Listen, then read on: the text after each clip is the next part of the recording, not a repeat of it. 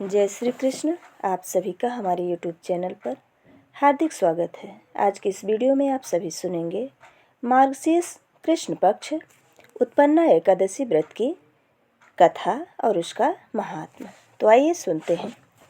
सूत जी कहने लगे कि हे ऋषियों, इस व्रत का वृत्तांत और उत्पत्ति प्राचीन काल में भगवान कृष्ण ने अपने परम भक्त युधिष्ठिर से कही थी, वही मैं तुमसे कहता हूँ। एक समय युधिष्ठिर ने भगवान से पूछा था कि एकादशी व्रत किस विधि से किया जाता है और उसका क्या फल प्राप्त होता है। उपवास के दिन जो क्रिया की जाती है आप कृपा करके मुझसे कहिए। यह वचन सुनकर श्री कृष्ण कहने लगे कि हे युधिष्ठिर, मैं तुमसे एकादशी के व्रत का महात्म्य कहता हूँ, सुनो। सर्वप्रथम हेमंत ऋतु में मार्गशीर्ष कृष्ण एकादशी से इस व्रत को आरंभ किया जाता है। दशमी को सायंकाल भोजन के बाद अच्छी प्रकार से दातून करें ताकि अन्न का अंश मुँह में न रह जाए। रात्रि को भोजन कदापि न करें, न अधिक बोलें। एकादशी के दिन प्रातः 4 बजे उठकर सबसे पहले व्रत का संकल्प करें। इसके पश्चात शौच आदि से निवृत्त होकर शुद्ध जल से स्नान करें। व्रत करने वाला चोर, पाखंडी, परस्त्रीगामी, निंदक, मिथ्याभाषी तथा किसी भी प्रकार के पापी से बात ना करें। स्नान के पश्चात धूप, दीप, नैवेद्य आदि 16 चीज़ों से भगवान का पूजन करें और रात्रि को दीपदान करें। रात में सोना या प्रसंग नहीं करना चाहिए। सारी रात भजन कीर्तन आदि करना चाहिए। जो कुछ पहले जाने अनजाने में पाप हो गए हों उनकी क्षमा मांगनी चाहिए। धर्मात्मा पुरुषों को कृष्ण और शुक्ल दोनों पक्षों की एकादशियों को समान समझना चाहिए।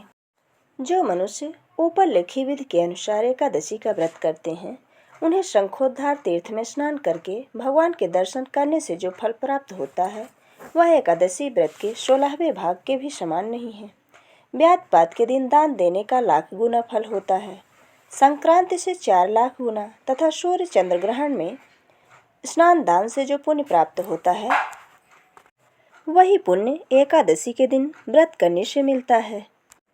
अश्वमेध यज्ञ करने से 100 गुना तथा 1 लाख तपस्वियों को 60 वर्ष तक भोजन कराने से 10 गुना, 10 ब्राह्मणों अथवा 100 ब्रह्मचारियों को भोजन कराने से 1000 गुना पुण्य भूमिदान करने से प्राप्त होता है। इससे भी 10 गुना पुण्य विद्यादान करने से प्राप्त होता है। विद्यादान से 10 गुना पुण्य भूखे को भोजन कराने से होता है। अन्नदान के समान इस संसार में कोई ऐसा कार्य नहीं है जिससे देवता और पितर दोनों तृप्त होते हों, परंतु एकादशी के व्रत का पुण्य सबसे अधिक होता है। 1000 यज्ञों से भी अधिक इसका फल होता है। इस व्रत का प्रभाव देवताओं को भी दुर्लभ है। रात्रि को भोजन करने वाले को उपवास का आधा फल मिलता है और दिन में 1 बार भोजन करने वाले को भी आधा ही फल प्राप्त होता है। जबकि निर्जल व्रत रखने वाले का महात्म्य तो देवता भी वर्णन नहीं कर सकते।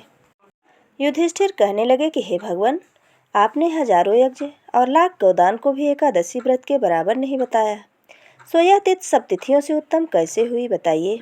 भगवान कहने लगे कि हे युधिष्ठिर, सतयुग में मुर नाम का एक दैत्य उत्पन्न हुआ।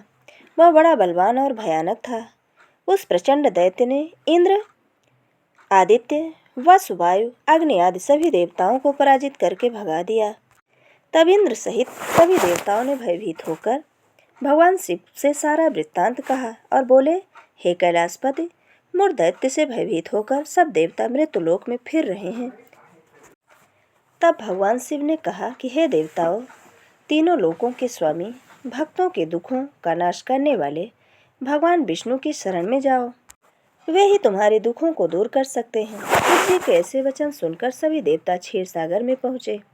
वहाँ भगवान को शयन करते देख हाथ जोड़कर उनकी स्तुति करने लगे कि हे देवताओं द्वारा स्तुत करने योग्य प्रभु, आपको बारंबार नमस्कार है। देवताओं की रक्षा करने वाले मधुसूदन, आपको नमस्कार है। आप हमारी रक्षा करें।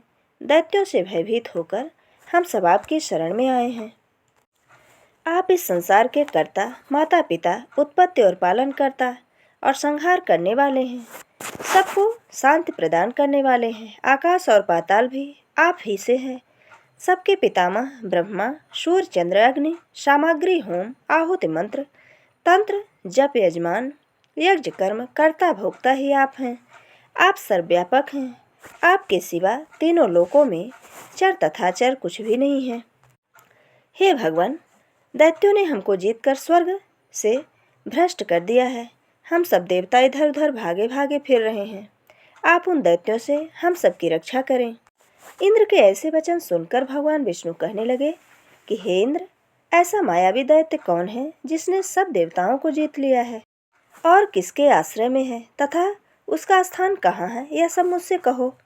भगवान के ऐसे वचन सुनकर इंद्र बोले, भगवान, प्राचीन समय में एक नाड़ी जंघ नामक राक्षस था। उसके महापराक्रमी और लोक विख्यात मुर नाम का एक पुत्र हुआ। उसकी चंद्रवती नाम की नगरी है। उसी ने सब देवताओं को स्वर्ग से निकालकर वहां अपना अधिकार जमा लिया है। उसने इंद्र, अग्नि, वरुण, यम, वायु, ईश, चंद्रमा, नैऋत्य आदि सब के स्थान पर अधिकार कर लिया है। सूर्य बनकर स्वयं ही प्रकाश करता है, स्वयं ही मेघ बनकर बैठा है और सबसे अजेय है। हे असुर निकंदन, उस दुष्ट को मारकर देवताओं को अजेय बनाइए। यह वचन सुनकर भगवान ने कहा कि हे देवताओं, मैं शीघ्र ही उसका संहार करूंगा। तुम चंद्रावती नगरी जाओ। इस प्रकार कहकर भगवान सहित सभी देवताओं ने चंद्रावती नगरी की ओर प्रस्थान किया। उस समय दैत्यमूर सेना सहित युद्ध भूमि में गरज रहा था। उसकी भयानक गर्जना सुनकर सभी देवता भय के मारे चारों दिशाओं में भागने लगे। जब स्वयं भगवान रणभूमि में आए तो दैत्य उन पर भी अस्त्र शस्त्र आयुध लेकर दौड़े। भगवान ने उन्हें सर्प के समान अपने बाणों से बांध डाला। बहुत से दैत्य मारे गए, केवल मुर बचा। वह अविचल भाव से भगवान के साथ युद्ध करता रहा। भगवान जो भी तीक्ष्ण बाण चलाते वह उसके लिए पुष्प सिद्ध होता। उसका शरीर छिन्न भिन्न हो गया, किंतु वह लगातार युद्ध करता रहा। दोनों के बीच मलयुद्ध भी हुआ। 10,000 वर्ष तक उनका युद्ध चलता रहा, किंतु मुर नहीं मरा। थककर भगवान बद्रिकाश्रम चले गए। वहाँ हेमवती नामक सुंदर गुफा थी।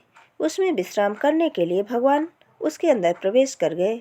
यह गुफा 12 योजन लंबी थी और उसका एक ही द्वार था। विष्णु भगवान वहाँ योग निद्रा की गोद में सो गए। मुर भी पीछे पीछे आ गया और भगवान को सोया देखकर मारने को उद्यत हुआ। तभी भगवान के शरीर से उज्ज्वल कांतिमय रूप वाली देवी प्रकट हुई। देवी ने राक्षस मुर को ललकारा, युद्ध किया और उसे तत्काल मौत के घाट उतार दिया। श्री हरि जब योग निद्रा की गोद से उठे तो सब बातों को जानकर उस देवी से कहा कि आपका जन्म एकादशी के दिन हुआ है, अतः आप उत्पन्ना एकादशी के नाम से पूजित होंगे। आपके भक्त वही होंगे जो मेरे भक्त हैं। ये थी उत्पन्ना एकादशी व्रत की पौराणिक कथा। अगर हमारा ये वीडियो आपको अच्छा लगे तो लाइक ज़रूर करें और अगर आप हमारे चैनल पर नए हैं तो चैनल को सब्सक्राइब करना बिल्कुल ना भूलें। जय श्री कृष्ण। धन्यवाद।